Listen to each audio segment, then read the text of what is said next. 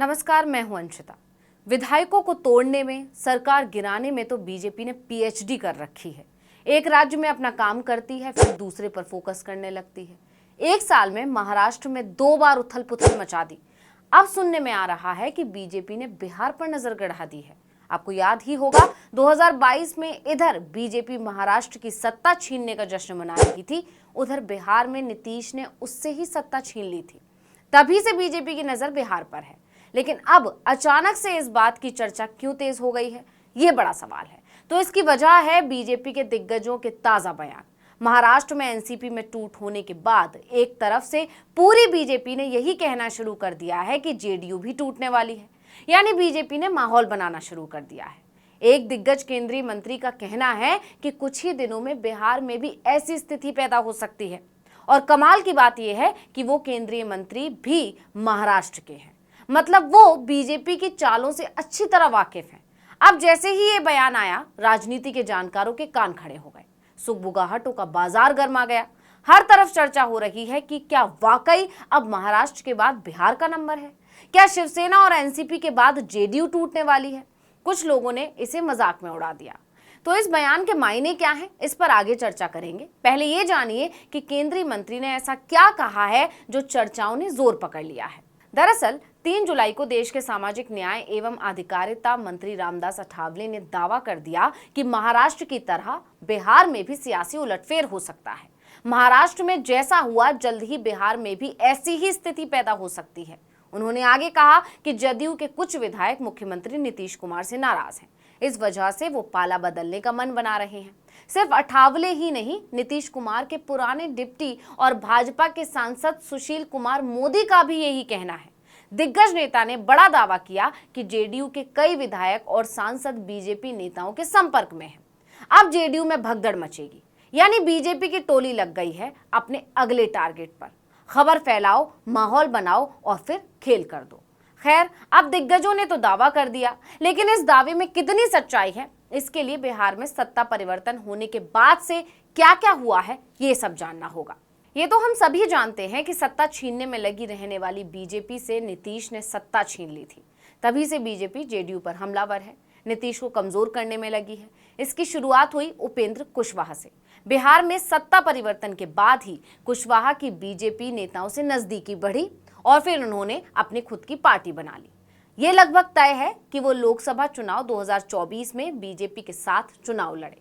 हालांकि कुशवाहा बिरादरी से ही आने वाले सम्राट चौधरी को बिहार बीजेपी का अध्यक्ष बनाकर बीजेपी ने उपेंद्र कुशवाहा को मुश्किल में भी डाल दिया है। अब कुशवाहा की मजबूरी है कि वो बीजेपी का पूरे दिल से साथ दें। उपेंद्र कुशवाहा के अलावा बीजेपी ने जीतन राम मांझी की पार्टी को भी नीतीश कुमार से दूर कर दिया। जीतन राम मांझी अब एनडीए में शामिल हो चुके हैं। अब इस सब को देखकर ऐसी अटकलें लगाई जा रही हैं। दावा यहां तक किया जा रहा है कि नीतीश खुद पार्टी के एक एक विधायक से मुलाकात कर रहे हैं, जिससे उनके अंदर एकता की भावना को और मजबूत कर सकें। अब सवाल ये भी है कि क्या वाकई बीजेपी नीतीश कुमार को छेड़ने का जोखिम लेगी, क्योंकि इससे पहले पार्टी के पूर्व राष्ट्रीय अध्यक्ष रामचंद्र प्रसाद सिंह को मोहरा बनाकर बीजेपी ये कोशिश कर चुकी है। लेकिन इसके बाद से नीतीश कुमार बेहद सचेत हो चुके हैं। बावजूद इसके जीतन राम मांझी को वो जोड़े रखने में नाकाम रहे। फिर भी सवाल उठ रहे हैं कि आखिर बिहार की राजनीति में नीतीश कुमार की स्थिति को महाराष्ट्र से इसे क्यों जोड़ा जा रहा है। तो इसकी कुछ वजहें हैं और सबसे बड़ी वजह यह है कि जैसे महाराष्ट्र में शिवसेना लंबे समय तक बीजेपी की सहयोगी रही है, वैसे ही बिहार में जेडीयू और बीजेपी की दोस्ती लंबे समय तक रही है। बिहार में नीतीश लगातार 2 विधानसभा चुनाव बीजेपी के साथ मिलकर जीते। कहा तो ये तक जाता है कि साल 2019 में जेडीयू की बम्पर जीत की वजह ही मोदी फैक्टर था।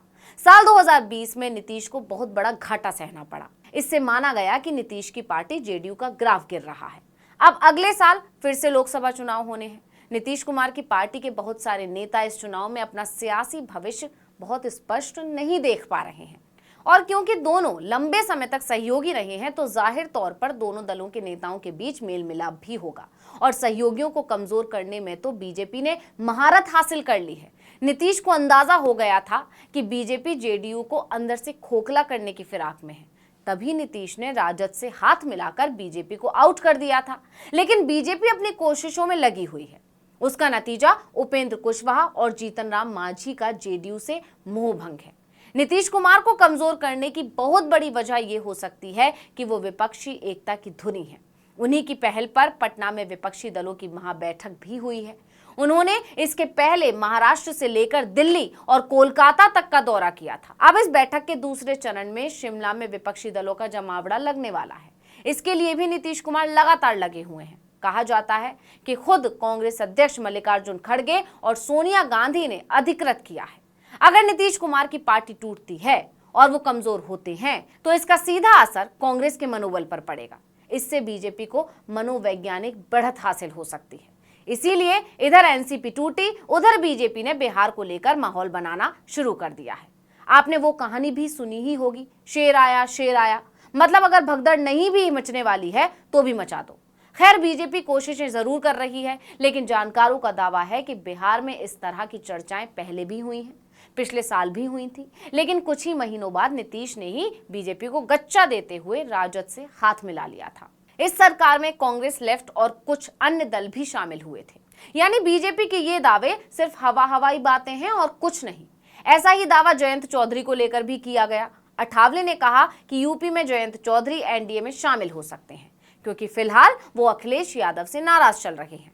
हालांकि जयंत चौधरी ने बिना देरी किए तुरंत पलटवार कर दिया। उन्होंने साफ कह दिया कि उनके ऐसा कहने से क्या होगा, मेरा रुख स्पष्ट है। अब जयंत चौधरी ने तो मुंह तोड़ जवाब दे दिया। इससे यह पता चलता है कि बीजेपी कैसे मनगढ़ंत कहानियां बनाती है। अब लोग कह रहे हैं कि बीजेपी के दावों को सिर्फ मनमोहक कहानियां समझकर सुनना चाहिए, क्योंकि इनके दावों और वादों में कितनी सच्चाई है ये तो पूरा देश ही देख रहा है।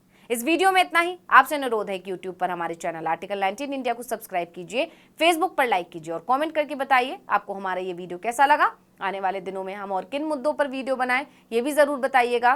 ट्विटर हैंडल है article19_India, इसको भी फॉलो कर लीजिए। नमस्कार।